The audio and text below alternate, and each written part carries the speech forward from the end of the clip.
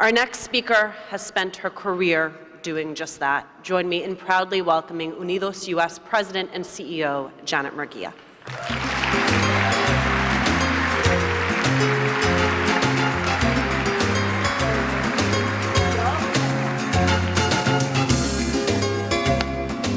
Gracias. Buenos días. Gracias, Alicia. You know, how wonderful to have Alicia with us at the Latinas brunch. I want to thank her for joining us today. We appreciate you and all that you do and look forward to seeing you on the new PBS show, Amanpour and Company, knowing that your talent and presence will be a much added and much needed Latina voice to the national discussion. Also, in case folks didn't make the connection, Alicia is related to a senator from New Jersey, one Bob Menendez, who has been a champion for our community in every issue, in every way. We are so grateful, and as they say, the apple doesn't fall from the tree. That commitment by this family is true. So we want to thank you, Alicia. I'm going to introduce our next speaker. But before I do, I want to take a point of personal privilege to just acknowledge my family. I often say that we're part of the Unidos familia. Well, I've been blessed to have a wonderful family that has supported me in this role. And they have been so supportive that they've made it a point to come to conference every year since I have been president and CEO. It's really quite touching, and I feel very supported by that. Some of you know that 3 years ago, I also got married, me casé. And aquí está mi esposo. I think Mauro is here somewhere over there, yes. Mauro Morales, my husband. Thank you for all the love and support. There's too many of my family for me to acknowledge anymore, but I'm gonna ask them to stand up and please be acknowledged. I have my brothers and sisters. Can you all stand up? My family, the Murguia family, is just 4 or 5 tables, that's all over there. But I have some, I will acknowledge I've got sisters and brothers. I've got little Valentina, she's 2. She's the youngest Latina Murguia here. Where's Valentina? There she is. And is Andres here? Andres is 6 months old. He's Kelly's son, Kelly and Christian's son, and he's 6 months old, and he's learning about the future being Latina, and he's really happy to be here. I'm so grateful to all of my family. As you all know, we are here in many ways because of the love and support we get from family. And so thank you to my family for supporting me in every way possible. I'm honored to introduce our first speaker to share her journey and experience, which begins in El Choco region of Colombia. Yes. There's a few Colombians here. It happens to be one of the country's poorest areas. Ilia Calderon was raised by her single mother, Betty, who encouraged her to have big dreams. For Ilia, that big dream is now a reality. As just last year, she's taken a seat next to veteran journalist Jorge Ramos, as co-anchor of Univision's network's flagship evening newscast, Noticiero Univision. And in doing so, made television history as the first Afro-Latina to anchor a major nightly newscast in the United States.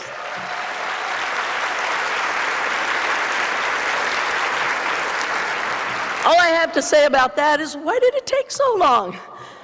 You know, there is no doubt that Ilia Calderon is an accomplished broadcast journalist.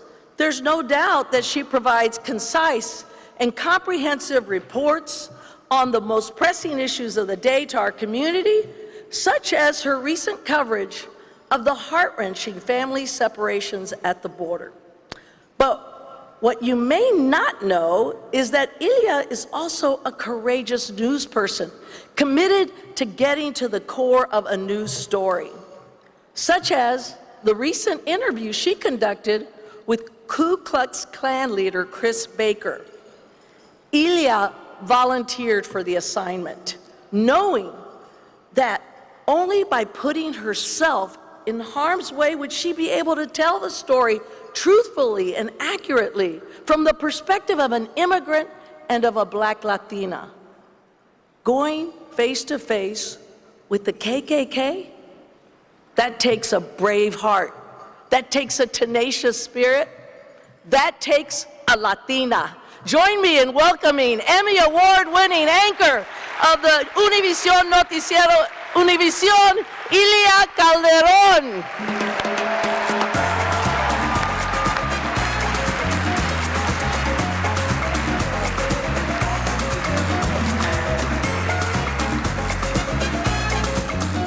Thank you, Janet, for those kind words. Hola a todos, muy buenos días y gracias por este muy cálido recibimiento. I am so honored. ¡Viva Colombia! Sí, señora. I am so honored and humbled to be here with you all. Walking into this room full of strong and amazing people brings me so much joy and hope that amongst us are the women who will change the course of what is not right. I have spent months covering the migrant caravan. I've met mothers and children throughout Mexico and the border that have encountered dangerous and risky situations just to escape a life of violence and a threat of death. As a journalist, I report what I see. But as a woman and as a mother, it pains me to hear about the struggles those parents have to face in order to provide basic necessities, a better life, and a future for their children. When I talk to these immigrants and hear their tragic stories, it is reaffirmed that we can't turn our backs on them or stay silent. There is a famous saying, it takes a village to raise a child. In this case, it takes a bigger village to protect them and work together to find a solution for this humanitarian crisis.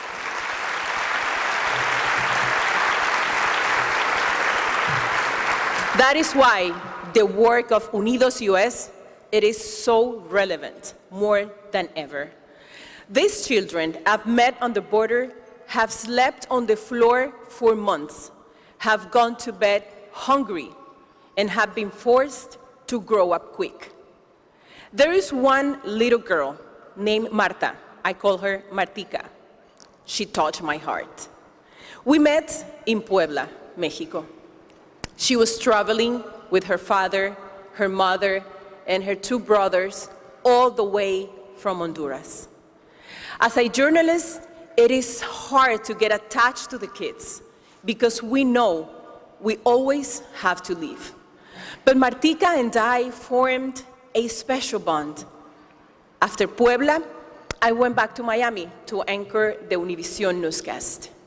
But 2 weeks later, I flew to Tijuana to follow the migrant caravan again.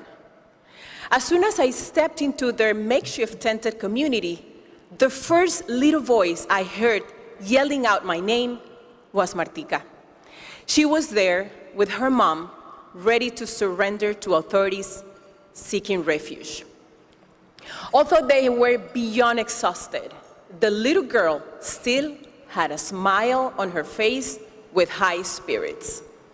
Today, I know Martica made it to the United States with her mother and siblings, but separated from her father, who was forced to stay behind in Mexico. Despite all the odds, I know Martica will achieve great things. She's a small child, but I sense she has the qualities and the drive to be a future leader. Martica looks up to me because I think she sees herself in me. Although I didn't have much as a child growing up, I remember always being happy. I grew up in a town called El Chocó, predominantly black. My people always felt abandoned by the government because of corruption, both in the local and national level. My mother, Betty, who is here with me today,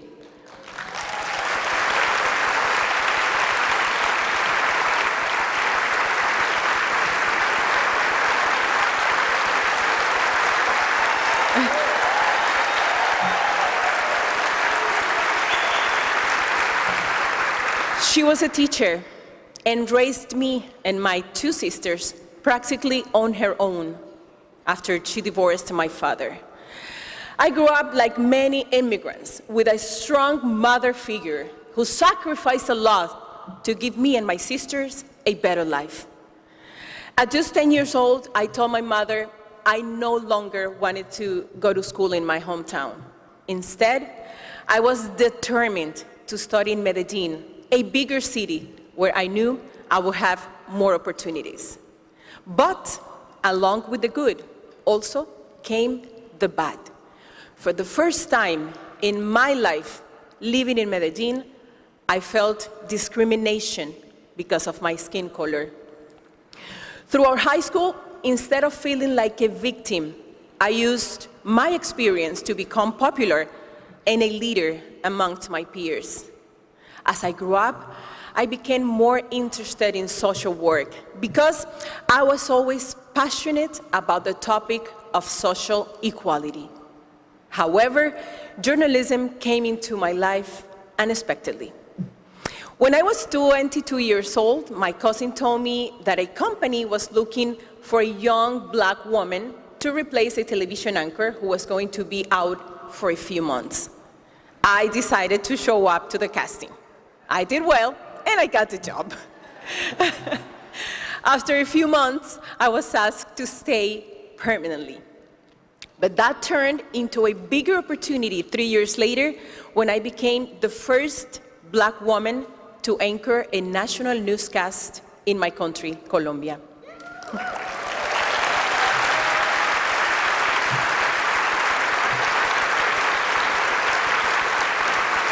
However, I was surprised that the city I felt discriminated for the first time in my life because of my skin color was also the place that gave me my first professional opportunity, precisely because of my skin color.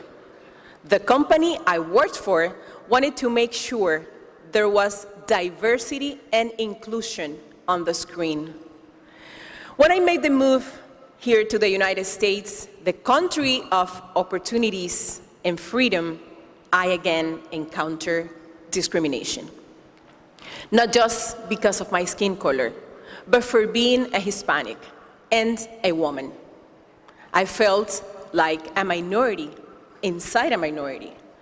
It took years for me to get to where I am today. I've learned not to let my skin color dictate what I should or not do as a journalist. I realized that being a Latina woman, it is my strength, the strength that I embraced when I had to face hate. One of the most challenging assignments I've ever had to do was interview Chris Barker, one of the leaders of the Ku Klux Klan. I traveled to North Carolina to meet him. That happened a year ago. It was the first time a black person was allowed in his property. He threatened to burn me, called me a mongrel, and used the N-word when he referred to me. I knew what I was going against when I volunteered to interview him, but I never imagined it would be so bad. Honestly, I felt afraid for my safety and the safety of my team. But it was important to talk to him at this moment in our country's history. The issue of hate and racism are well present. Minorities, and that includes Hispanics, Asians, different religions, and blacks, are feeling attacked. It feels as if our country is moving backwards instead of forwards in many ways. In the way the government is treating immigrants, racism against blacks and foreigners, the way women still have to fight for equality and respect, and the way the LGBTQI community still struggles for acceptance. Although I knew we have a lot to work as a society, I still see a bright future, especially for the next generation. They are fighters. They are not afraid to march and speak and challenge authority. I want my daughter Anna, sitting here today as well, be a part of that generation.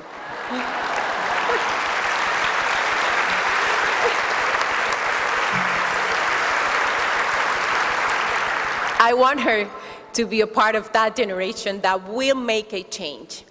My husband, Eugene, also here, and I are committed to raise a leader and an activist. That is why I brought her today.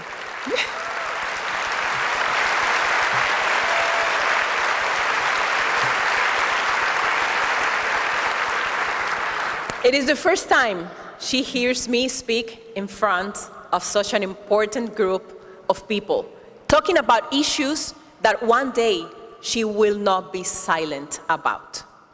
Anna?